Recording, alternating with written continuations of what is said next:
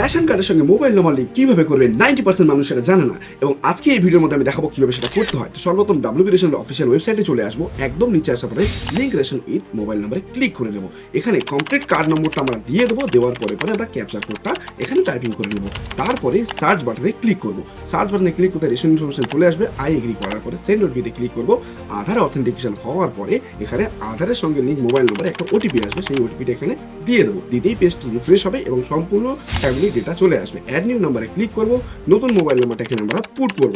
তারপরে আমরা আবারও সেন্ড ওটিপিতে ক্লিক করে নেব। সঙ্গে সঙ্গে মোবাইলতে আরো 4 ডিজিটের একটি ওটিপি চলে আসবে, সেটা আমরা দিয়ে দেবো। দেওয়ার পরে ইউর ডেটা সাকসেসফুলি আপডেটেড, অর্থাৎ আপনার কাজ সম্পূর্ণ হয়েছে লেখা আমাদের সামনে চলে আসবে। চেক করার জন্য মেন পেজে এসে ভেরিফাই রেশন কার্ডে ক্লিক করব এবং কার্ড নম্বরটি এখানে আরও একবার দিয়ে দেবো। দেওয়ার পরে ক্যাপচার কোডটি আমরা দিয়ে দেবো। দেওয়ার পরে কমপ্লিটলি সার্চ বাটনে ক্লিক করার পরে আমাদের কাছে ডিটেলসটা শো করে যাবে এবং সেখানে আমরা দেখতে পাবো আমাদের মোবাইল নম্বরের লাস্ট 4টি ডিজিট, যেটা কিনা আমরা লিঙ্ক করলাম। তো এইভাবে করলে কাজটি সম্পূর্ণ হয়ে যাবে। তারপরে ভিডিওটি যদি ভালো লেগে থাকে লাইক কমেন্ট শেয়ার করে বন্ধুদেরকে জানিয়ে দিন, আর অবশ্যই আমাদের চ্যানেলটি সাবস্ক্রাইব করে আমাদের পাশে থাকুন।